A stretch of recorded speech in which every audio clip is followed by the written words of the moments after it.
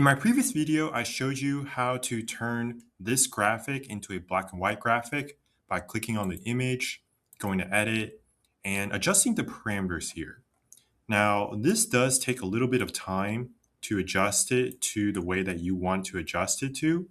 And so maybe you want a more automatic way to adjust this image and turn it into a black and white graphic. And so what I can do here is I can search for an element. I'm going to search for dog. I'm going to look for a dog that is just black and white. So this is a perfect example. So this is a black and white graphic. And what I'm going to do is I'm going to go to the top right corner and click on Style. So it's going to copy the style of this graphic, and I'm going to go ahead and click on this graphic here.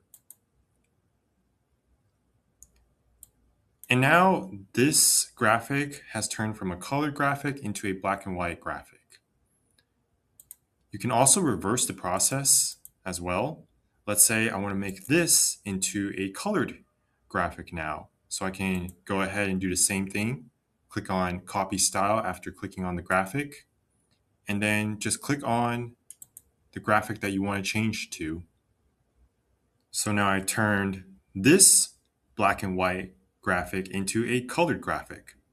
So this is a more automated way to turn things from color to black and white and vice versa without having to adjust the parameters here manually by yourself. It's just a quicker and more efficient way to do things. So if you have any questions or comments, be sure to leave it down in the comment section below. If you enjoy my videos, consider subscribing to my channel. Thank you and have a great day.